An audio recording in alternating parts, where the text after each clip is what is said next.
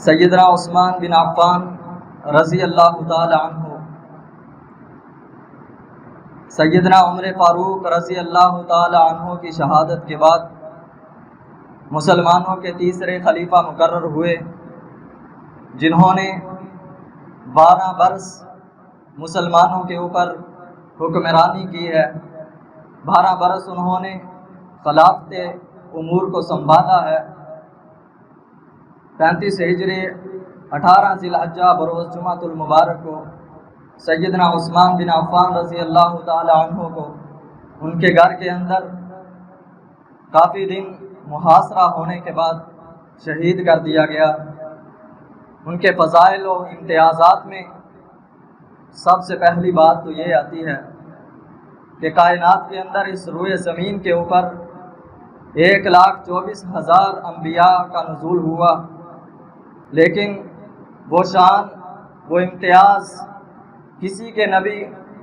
نبی کے کسی امتی کو حاصل نہیں ہے کہ جو امتیاز سیدنا عثمان بن عفان رضی اللہ تعالی عنہ کو حاصل ہے، کہ کسی بھی نبی نے اپنی 2 بیٹیاں اپنی کسی امتی کے نکاح میں نہیں دی، لیکن سیدنا عثمان بن عفان رضی اللہ تعالی عنہ ایسے صحابی ہیں کہ جن کے نکاح کے اندر نبی رحمت صلی اللہ علیہ وسلم کی 2 بیٹیاں یکے بعد دیگر نبی کائنات صلی اللہ علیہ وسلم نے ان کے نکاح میں اپنی 2 بیٹیاں عطا کر دیں، اور ساتھ میں یہ بھی فرمایا کہ عثمان، اگر میری 40 بیٹیاں بھی ہوتی تو وہ فوت ہوتی چلی جاتی تو میں محمد صلی اللہ علیہ وسلم اپنی ایک ایک بیٹی کر کے تمہارے نکاح میں دیتا چلا جاتا، میں کبھی بھی روکتا نہ۔ یہ سیدنا عثمان بن عفان رضی اللہ تعالی عنہ کا امتیاز ہے، ان کو شرف حاصل ہے کہ کسی بھی نبی کے کسی بھی امتی کو یہ شرف حاصل نہیں ہے جو سیدنا عثمان بن عفان رضی اللہ تعالی عنہ کو حاصل ہے۔ اور دوسرا امتیاز کیا ہے؟ سیدنا ابو بکر و عمر رضی اللہ تعالی عنہ اجمعین کے بعد فضیلت میں تیسرے نمبر پر سیدنا عثمان بن عفان رضی اللہ تعالی عنہ کا نمبر آتا ہے۔ حضرت عبداللہ ابن عمر رضی اللہ تعالی عنہ بیان کرتے ہیں، فرماتے ہیں کننا فی زمن النبی صلی اللہ علیہ وسلم لا نعدل بأبی بکر احدا ثم عمر ثم عثمان ثم نترک اصحاب النبی صلی اللہ علیہ وسلم لا تفاضل بینہم۔ سیدنا عبداللہ ابن عمر رضی اللہ تعالی عنہ بیان کرتے ہیں کہ اللہ کے رسول صلی اللہ علیہ وسلم کے زمانہ کے اندر، نبی کائنات صلی اللہ علیہ وسلم کے دور کے اندر، ہم سب سے بہترین، سب سے فضیلت والا اگر شخص کسی کو جانتے تھے تو وہ سیدنا ابو بکر صدیق رضی اللہ تعالی عنہ تھے۔ پھر ان کے بعد سیدنا عمر فاروق رضی اللہ تعالی عنہ کو فضیلت دیتے تھے، اور پھر ان کے بعد سیدنا عثمان بن عفان رضی اللہ تعالی عنہ تھے۔ ثم نترک اصحاب النبی صلی اللہ علیہ وسلم لا تفاضل بینہم۔ فرمایا کہ پھر ان کے بعد سیدنا عثمان بن عفان رضی اللہ تعالی عنہ کے بعد تمام صحابہ میں سے ہم کسی صحابی کو ایک دوسرے کے اوپر فضیلت عطا نہیں کرتے تھے، کسی کو فضیلت والا نہیں سمجھتے تھے ایک دوسرے کے اوپر۔ صرف یہ 3 صحابہ تھے کہ جن کو نبی کائنات صلی اللہ علیہ وسلم کے دور کے اندر فضیلت دی جاتی تھی، ان کو افضلیت کے درجے پہ رکھا جاتا تھا۔ نبی کائنات صلی اللہ علیہ وسلم کے تمام صحابہ ہی فضیلت والے ہیں، افضلیت والے ہیں، شان والے ہیں۔ ان کا ایک مقام ہے، جس صحابی کو بھی پڑھا جائے، جس صحابی کے اوپر بھی نظر رکھی جائے، وہ صحابی اپنی شان آپ رکھتا ہے، اس کا مقام الگ ہی ہے۔ لیکن یہ 3 صحابہ ایسے ہیں کہ جن کے بارے میں حضرت عبداللہ ابن عمر رضی اللہ تعالی عنہ کا بیان ہے کہ نبی کائنات صلی اللہ علیہ وسلم کے زمانے میں ہم ان 3 کے علاوہ کسی دوسرے کو فضیلت نہیں دیتے۔ یہ امتیاز سیدنا عثمان بن عفان رضی اللہ تعالی عنہ کو حاصل ہے۔ اور پھر اس کے بعد تیسرا مقام، تیسرا امتیاز وہ کیا تھا کہ نبی کائنات صلی اللہ علیہ وسلم نے سیدنا عثمان رضی اللہ تعالی عنہ کو ان کی زندگی کے اندر ان کو شہادت کی پیشن گوئی کی۔ حضرت ابو ہریرہ رضی اللہ تعالیٰ عنہ بیان کرتے ہیں کہ ایک دفعہ نبی کائنات صلی اللہ علیہ وسلم اپنے تینوں یاروں کے ساتھ سیدنا ابو بکر صدیق رضی اللہ تعالیٰ عنہ اور سیدنا عمر فاروق رضی اللہ تعالیٰ عنہ اور سیدنا عثمان بن عفان رضی اللہ تعالیٰ عنہ کے ساتھ ہیرا پہاڑی کے اوپر چڑھے۔ جب پہاڑی کے اوپر پہنچے تو ہیرا پہاڑی حرکت کرنے لگی۔ نبی کائنات صلی اللہ علیہ وسلم نے فرمایا، اس پہاڑی کو مخاطب کر کے اللہ کے رسول صلی اللہ علیہ وسلم نے فرمایا، اسکن ہیراء فما علیک الا نبی او صدیق او شہیدین۔ فرمایا ہیرا ٹھہر جاؤ، تھم جاؤ، اپنی جگہ پہ ٹھہر جاؤ، یہاں سے اب ہلنا نہیں۔ تجھے علم نہیں ہے کہ تیرے اوپر ایک نبی، ایک صدیق اور 2 شہید موجود ہیں۔ سیدنا ابو ہریرہ رضی اللہ تعالیٰ عنہ کہتے ہیں کہ وہ 2 شہید کون تھے؟ ایک سیدنا عمر فاروق رضی اللہ تعالیٰ عنہ تھے اور دوسرے سیدنا عثمان بن عفان رضی اللہ تعالیٰ عنہ تھے، کہ جو ایک دوسرے سے قبل سیدنا عثمان حضرت عمر فاروق رضی اللہ تعالیٰ عنہ سیدنا عثمان رضی اللہ تعالیٰ عنہ سے پہلے شہید کر دیے گئے، پھر ان کے بعد سیدنا عثمان رضی اللہ تعالیٰ عنہ کا دور خلافت آیا تو 12 سال کے بعد پھر ان کو بھی شہید کر دیا گیا۔ یہ پیشن گوئی نبی کائنات صلی اللہ علیہ وسلم نے حضرت عثمان بن عفان رضی اللہ تعالیٰ عنہ کے بارے میں، اور پھر اس کے بعد ایک اور بھی بات بتائی تھی، کہا عثمان تجھے ایک لباس پہنایا جائے گا، یہ خواب ہے نبی کائنات صلی اللہ علیہ وسلم کو آنے والا، کہا تجھے ایک لباس پہنایا جائے گا، وہ لباس خلافت کا لباس ہوگا جسے لوگ کھینچ کر اتاریں گے لیکن تو نے اس کو اتارنا نہیں۔ اس سے مراد تھی کہ سیدنا عثمان رضی اللہ تعالیٰ عنہ کو شہید کر دیا جائے گا، شہید کر کے ان سے یہ خلافت کا عہدہ واپس لے لیا جائے گا، کسی اور کو ادا کر دیا جائے گا۔ سیدنا عثمان رضی اللہ تعالیٰ عنہ تمام صحابہ میں جیسے حضرت ابو بکر صدیق تھے، حضرت عمر فاروق تھے، ان کے بعد ان 2 شیخین کے جانے کے بعد سیدنا عثمان رضی اللہ تعالیٰ عنہ کی شخصیت ایسی تھی کہ جن کو سیدنا عمر فاروق رضی اللہ تعالیٰ عنہ اپنی خلافت کے بعد خلیفہ بنا کر گئے تھے۔ اپنے خلیفہ، اپنے جانشین حضرت عثمان رضی اللہ تعالیٰ عنہ کو مقرر کیا گیا تھا۔ اور پھر اس کے بعد تیسرا امتیاز سیدنا عثمان رضی اللہ تعالیٰ عنہ کا وہ یہ تھا کہ نبی کائنات صلی اللہ علیہ وسلم نے ان کے بارے میں فرمایا تھا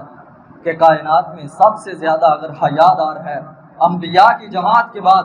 اگر حیادار آدمی ہے تو وہ سیدنا عثمان بن عفان رضی اللہ تعالیٰ عنہ۔ سیدہ عائشہ اور حضرت عثمان رضی اللہ تعالیٰ عنہ حدیث پاک کے راوی ہیں۔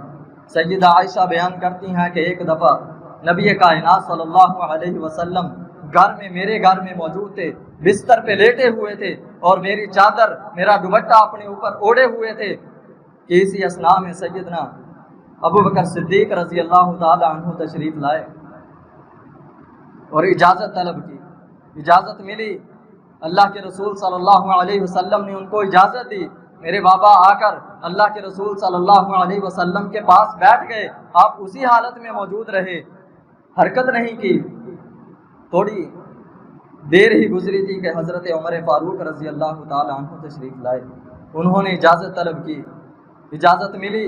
آپ بھی آئے، نبی کائنات صلی اللہ علیہ وسلم کے پاس تشریف رکھی، بیٹھ گئے، گفتگو کی، کرنے کے بعد پھر اٹھ کر چلے گئے۔ تھوڑی ہی دیر گزری تھی کہ حضرت عثمان رضی اللہ تعالی عنہ تشریف لائے، آپ نے بھی آ کر اجازت طلب کی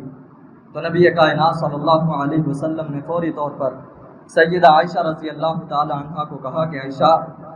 اپنے کپڑوں کو لپیٹ لو،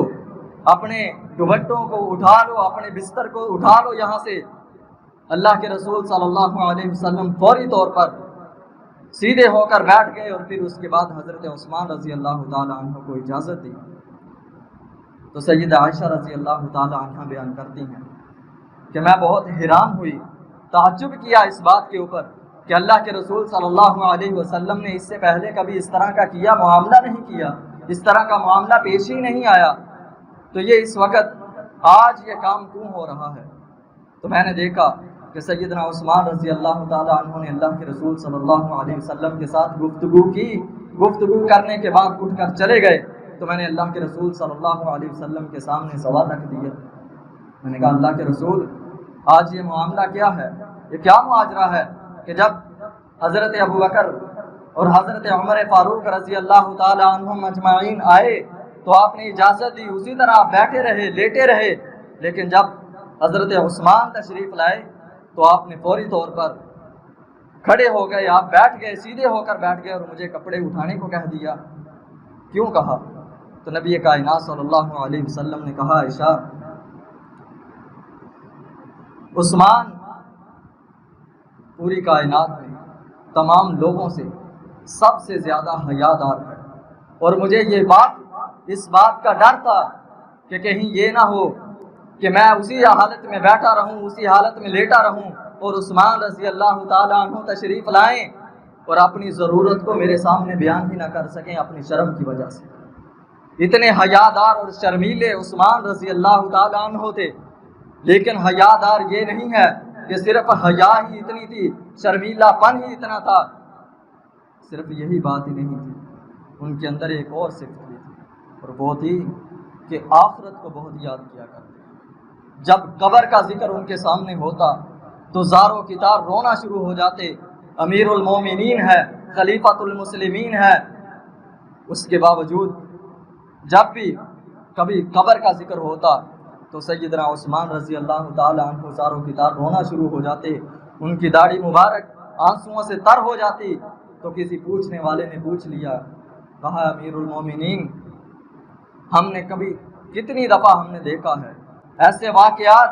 ہماری زندگی میں کئی دفعہ آئے ہیں. رسول اللہ صلی اللہ علیہ وسلم کے زمانے کے اندر بھی ہم نے دیکھا ہے کہ جب بھی قیامت کا ذکر کیا جاتا، جہنم کی ہول ناکیوں کا ذکر کیا جاتا تو تمہیں کچھ بھی نہ ہوتا، لیکن جب قبر کا ذکر ہوتا تو زاروں کی تار رونا شروع ہو جاتے. تو سیدنا عثمان رضی اللہ تعالیٰ عنہ نے کہا کیا پوچھنے والے کیا پوچھتا ہے؟ آخرت وہ مقام ہے کہ جہاں پر لوگوں کا فیصلہ ہونا ہے اور ان کو جہنم میں یا جنت کے اندر ان کو داخل کر دیا جائے گا. لیکن قبر یہ ایسی وادی ہے، یہ ایسی گھاٹی ہے کہ جہاں سے ہر انسان کو گزر کر جانا ہے. جو بھی ہوگا اس کو اس قبر والے سفر سے گزر کر ہی جانا ہوگا. لیکن میری بات یاد رکھنا، جو بندہ قبر کے اندر پھنس گیا وہ کل قیامت کے دن بھی پھنس جائے گا، وہ آگے جا ہی نہیں سکتا. لیکن جو یہاں پہ سرخرو ہو گیا وہ کل قیامت کے دن بھی سرخرو ہو جائے گا. اللہ رب العزت اس بندے کو جنت عطا کر دیں گے. میں اس لیے فکر مند ہوتا ہوں، میں اس لیے اللہ سے دعائیں کرتا ہوں، التجائیں کرتا ہوں کہ اللہ میری قبر کا سفر آسان فرمانا. ہم بھی بیٹھ کر کبھی اللہ کے سامنے یہ گزارش کیا کریں، اللہ کے سامنے یہ دعائیں کیا کریں کہ اللہ ہمیں موت دینا تو ایمان والی دینا، کلمہ شہادت نصیب فرمانا، اور قبر کا ہمارا جو سفر ہے اللہ اسے بھی آسان فرما دینا. کل قیامت کے دن نبی کائنات صلی اللہ علیہ وسلم کا سفارشی ہمیں بنا دینا. یہ دعا ہمیں بھی کرنی چاہیے. وہ دعا کر رہے ہیں کہ جن کے بارے میں نبی کائنات صلی اللہ علیہ وسلم نے کئی مرتبہ جنت کی بشارت دی ہے. عثمان فی الجنہ، عثمان فی الجنہ، عثمان فی الجنہ. آج کے بعد عثمان کوئی عمل نہ کرے، اللہ نے اس کو جنت لکھ کر اعلان کر دیا. اس کے باوجود سیدنا عثمان رضی اللہ تعالی عنہ ان کی عارضی اللہ کے سامنے پیش ہونا، اللہ کا ذکر سن کر، اللہ کی قبر جو قبر کا عذاب ہے اس کو سن کر ان کی آنکھوں سے آنسو آ جانا، اللہ سے دعائیں کرنا، یہ ہمارے لیے لمحہ فکریہ ہے کہ ہم کیوں نہیں کرتے. ہم بھی تو مسلمان ہیں، لیکن ہم اتنے گناہگار ہونے کے باوجود کبھی ہم نے اللہ سے التجائیں نہیں کی. ہم کبھی ٹس سے مس نہیں ہوئے. ہم جمعے سنتے ہیں، خطبے سنتے ہیں، ہم بہت بیانات سنتے ہیں، لیکن اس کے باوجود ہماری آنکھوں سے کبھی آنسو نہیں نکلے. کبھی ہم نے اللہ کے سامنے گڑ گڑا کر دعائیں نہیں کی کہ اللہ ہمارے گناہوں کو معاف فرما دے، اللہ ہماری قبر والے سفر کو آسان فرما دے، اللہ ہماری آخرت کو بہتر فرما دینا، اللہ ہماری موت کو بہتر فرما دینا. یہ دعائیں کیا کریں۔ سیدنا عثمان رضی اللہ تعالیٰ عنہ کا ذکر ہو رہا تھا، تو ان کا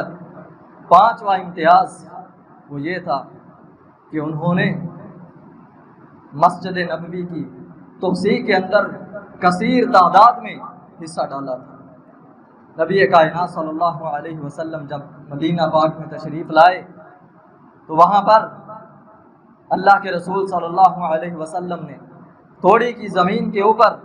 مسجد کو تعمیر کیا۔ صحابہ کرام رضوان اللہ علیہ مجمعین کے ساتھ مل کر اس مسجد کو تعمیر کیا۔ اسی مسجد کے اندر سے صحابہ کرام رضوان اللہ علیہ مجمعین علم حاصل کرتے تھے، اسی مسجد کے اندر نمازیں پڑھتے تھے، اسی مسجد کے اندر سے جنگوں کے لیے فوجی دستے روانہ ہوا کرتے تھے، اور اسی مسجد کے اندر عدالت قائم تھی، اور اسی مسجد کے اندر جنگ کی تربیت صحابہ کرام رضوان اللہ علیہ مجمعین کو دی جاتی تھی۔ لیکن یہ دن بدن صحابہ کرام رضوان اللہ علیہ مجمعین کی تعداد بڑھتی گئی، مسلمان لوگ ہوتے گئے۔ دارہ اسلام میں جب مسلمان آنا شروع ہو گئے تو مسلمانوں کی صحابہ کرام کی تعداد کے اندر اضافہ ہونا شروع ہو گیا، تو وہ مسجد تنگی دامہ کا شکار ہو گئی۔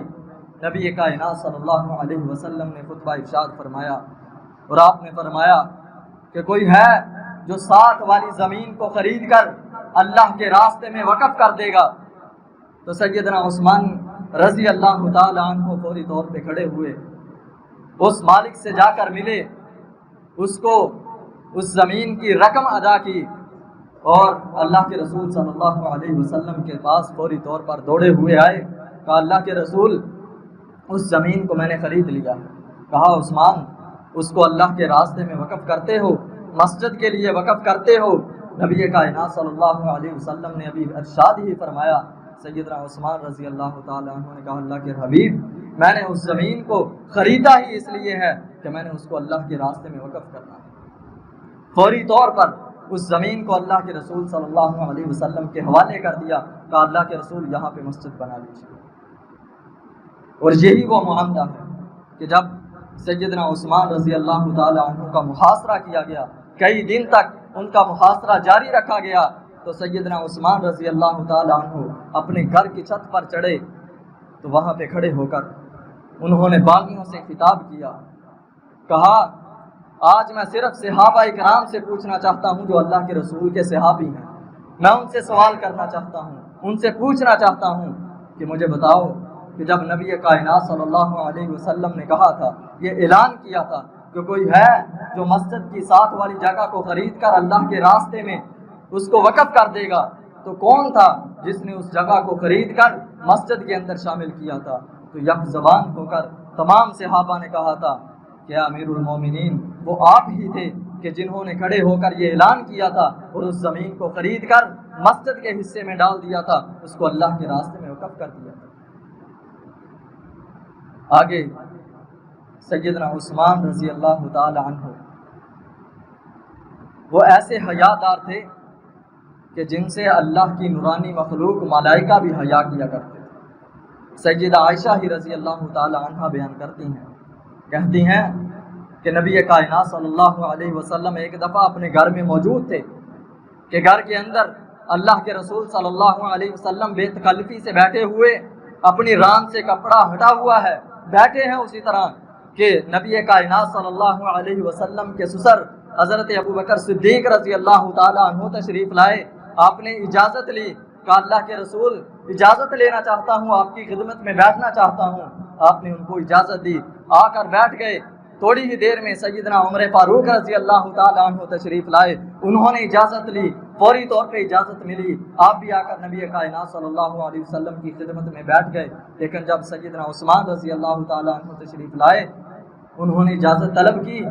تو غلام نبی کائنات صلی اللہ علیہ وسلم کے پاس آئے، کہا اللہ کے رسول عثمان آئے ہیں۔ کہا ٹھہر جاؤ، ابھی ان کو اجازت نہیں دینی۔ نبی کائنات صلی اللہ علیہ وسلم نے فوری طور پہ اپنی ران کے اوپر کپڑا کر لیا، اپنی ران کو ڈانپ لیا، اور پھر غلام کو کہا کہ اب اجازت ہے سیدنا عثمان بن عفان رضی اللہ تعالی عنہ کو اندر آنے کی۔ تو سیدنا عثمان رضی اللہ تعالی عنہ جب تشریف لائے، گفتگو ہونے کے بعد جب چلے گئے، تو امی عائشہ رضی اللہ تعالی عنہ آج افسوس کے بعد وہ لوگ جو اپنی گندی زبانیں نبی کائنات صلی اللہ علیہ وسلم کی ازواج مطہرات کے بارے میں، ہماری اماں جان کے بارے میں اپنی گندی زبانوں کو نکالتے ہیں، ان کے اوپر گندے الفاظات لے کے آتے ہیں، نبی کائنات صلی اللہ علیہ وسلم کی یہ زوجہ سیدہ عائشہ رضی اللہ تعالی عنہ اس گھرانے سے تعلق رکھتی ہیں کہ جس گھرانے سے ہمیں دین کا بہت سارا حصہ ملا ہے۔ اگر یہ گھرانہ نبی کائنات صلی اللہ علیہ وسلم کی زندگی میں موجود نہ ہوتا، امی عائشہ رضی اللہ تعالی عنہ نے نبی کائنات صلی اللہ علیہ وسلم کے گھرانے کے کتنے معاملات ہیں جو ہم تک پہنچائے ہیں۔ نبی کائنات صلی اللہ علیہ وسلم کے گھر کی عبادات، نبی کائنات صلی اللہ علیہ وسلم کے گھر کے معاملات وہ کس نے ہم تک پہنچائے ہیں؟ وہ سیدہ عائشہ رضی اللہ تعالی عنہ ہے، ہماری اماں جان ہے کہ جنہوں نے دین کا وافر حصہ نبی کائنات صلی اللہ علیہ وسلم کا ہم تک پہنچایا ہے۔ آج لوگ اپنی گندی زبانوں کو ان کے بارے میں کھولتے ہیں تو اس بات کا حیا نہیں کرتے کہ ہم اپنی زبانوں کو کس بارے میں کھول رہے ہیں، کس کے متعلق کھول رہے ہیں، وہ کون سی ہستی ہے، وہ کون سی شخصیت ہے کہ جن کے بارے میں ہم اپنی زبانوں کو بے لگام کر رہے ہیں۔ امی جان فرماتی ہیں کہ میں نے نبی کائنات صلی اللہ علیہ وسلم سے پوچھا کہ اللہ کے رسول یہ کیا معاملہ ہے؟ آج پھر سیدنا ابو بکر و عمر آپ کے گھر میں تشریف لائے ہیں تو آپ اسی طرح بیٹھے رہے ہیں، لیکن جب سیدنا عثمان رضی اللہ تعالیٰ عنہ تشریف لائے ہیں تو آپ نے فوری طور پہ اپنے کپڑے کو صحیح کیا ہے، پھر اس کے بعد ان کو اجازت دی ہے۔ تو نبی کائنات صلی اللہ علیہ وسلم نے فرمایا، عائشہ وہ آدمی کہ جس آدمی سے آسمانوں کے فرشتے حیا کرتے ہوں، میں محمد صلی اللہ علیہ وسلم اس سے حیا کیوں نہ کروں؟ اس سے تو اللہ کی نورانی مخلوق ملائکہ بھی حیا کرتی ہے، تو میں کیوں نہ اس سے حیا کروں؟ یہ تھے سیدنا عثمان غنی رضی اللہ تعالی عنہ کہ جنہوں نے نبی کائنات صلی اللہ علیہ وسلم کے ایسے وفادار صحابی تھے کہ اگر اسلام کو مال کی ضرورت پڑی ہے تو سیدنا عثمان رضی اللہ تعالی عنہ نے اپنا مال حاضر کر دیا ہے، اگر اسلام کو جان کی ضرورت پڑی ہے تو سیدنا عثمان رضی اللہ تعالی عنہ نے نبی کائنات صلی اللہ علیہ وسلم کے شہر کا دفاع کرتے ہوئے اپنی جان کا نذرانہ بھی پیش کر دیا ہے صرف اسلام کے لیے۔ یہ تھے عثمان کہ جن کو نبی کائنات صلی اللہ علیہ وسلم نے دنیا میں رہتے ہوئے جنت کی بشارتیں اور گستاخ سیدنا عثمان رضی اللہ تعالی عنہ کے گستاخ کے بارے میں کہ اس کا کیا معاملہ ہوا، ایک بہت ہی سکہ تابعی ہیں جن کا نام ابو نضرہ مالک ہیں، وہ بیان کرتے ہیں کہ ایک دفعہ ہم مدینہ میں تشریف لائے، ہم نے دیکھا کہ ایک آدمی سیدنا عثمان بن عفان رضی اللہ تعالی عنہ کو گالی گلوچ دے رہا ہے۔ ہم نے اس آدمی کو روکا، ہم نے اس کو منع کیا کہ اللہ کے رسول کا صحابی ہے، امیر المومنین تھے، آپ اس کو کیوں گالی دے رہے ہیں؟ تو وہ بندہ نہیں رکا، نہیں، وہ گالی دیتا رہا۔ تو وہ تابعی کہتے ہیں، ابو نضرہ کہتے ہیں رحمہ اللہ تعالی کہتے ہیں کہ ہم نے اپنی آنکھوں سے دیکھا کہ فوری طور پر آسمانوں کے اوپر بادل گرجے اور ان آسمانی بجلی، بادلوں سے آسمانی بجلی جو ہے اس آدمی کے اوپر گرچی، اس آدمی کے اوپر گری اور اس آدمی کو آگ کے اندر راہ کر دیا اس بجلی نے۔ ہم نے اپنی آنکھوں سے دیکھا کہ جس نے سیدنا عثمان رضی اللہ تعالی عنہ کی گستاخی کی تھی، ان کو گالیاں دی تھیں، ہم نے اپنی آنکھوں سے ان کا حال دیکھا کہ آسمانوں سے اللہ رب العزت نے بجلی بھیج کر اس آدمی کو آگ کے اندر جلا دیا۔ آج لوگ نبی کائنات صلی اللہ علیہ وسلم کے صحابہ کے اوپر تبرہ بازیاں کرتے ہیں، لیکن ذرا بر بھی نہیں سوچتے کہ وہ صحابہ کون تھے۔ ہم تو اتنے گناہگار ہیں، اتنے گناہگار ہیں کہ ہم ان کے قدموں کی چاک کے اندر جو ان کی قدموں کی مٹی تھی ہم اس کے برابر بھی نہیں ہیں، لیکن اس کے باوجود یہ لوگ سوچتے نہیں ہیں، نبی کائنات صلی اللہ علیہ وسلم کی صحابہ کے بارے میں بد زبانی کرتے ہیں۔ ان کو ڈرنا چاہیے کہ اللہ کا عذاب کہیں ان کے اوپر نازل نہ ہو جائے۔ جب اللہ کا عذاب آتا ہے تو پھر کوئی بھی نہیں بخشا جاتا، اس کے اندر سبھی رگڑے جاتے ہیں، جو بھی ہو اس کے اندر آ جاتا ہے، اس کی زد میں آ جاتا ہے۔ سیدنا عثمان رضی اللہ تعالی عنہ بیر روما کو خرید کر جنت کی بشارت پانے والے سیدنا عثمان رضی اللہ تعالیٰ عنہ نبی کائنات صلی اللہ علیہ وسلم جب تشریف لے کر آئے مدینہ میں تو وہاں پر صحابہ اکرام مسلمانوں کے لیے میٹھے پانی کے لیے کوئی انتظام نہیں تھا، میٹھا پانی پینے کے لیے ان کے پاس موجود نہیں تھا، صرف ایک کنواں تھا جس کا نام بیر روما تھا،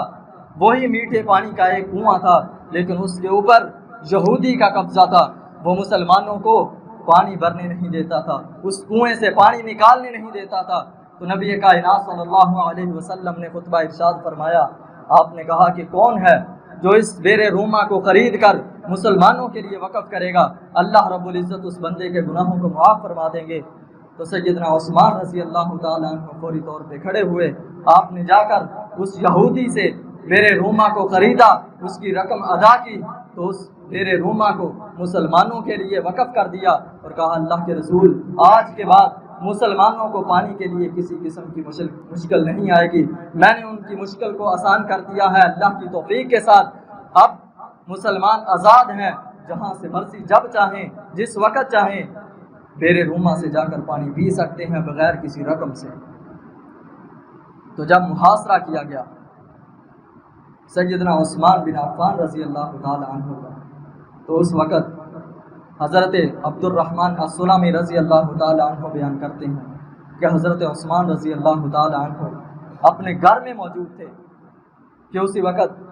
آپ اپنی چھت پہ چڑھے، جیسے پہلے ہی آپ نے ارشاد فرمایا اسی طرح باغیوں سے پھر خطاب کیا، کہا کہ آپ مجھے اس بات کی گواہی دیں، مجھے آج اس بات کا جواب دیں کہ جب نبی کائنات صلی اللہ علیہ وسلم نے مدینہ کے اندر یہ کہا تھا کہ مسلمانوں کے لیے پینے کے لیے پانی نہیں ہے، تو کون ہے جو بیر روما کو خرید کر مسلمانوں کے لیے وقف کرے گا؟ تو آپ مجھے بتائیں کہ وہ کون آدمی تھا جس نے بیر روما کو خرید کر مسلمانوں کے لیے وقف کیا تھا؟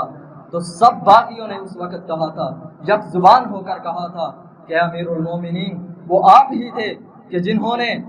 اس وقت نبی کائنات صلی اللہ علیہ وسلم کی بات کے اوپر عمل کیا تھا اور بیر روما کو خرید کر مسلمانوں کے لیے وقف کیا تھا۔ ارے عثمان کون تھے؟ وہ تو کاتب وحی تھے۔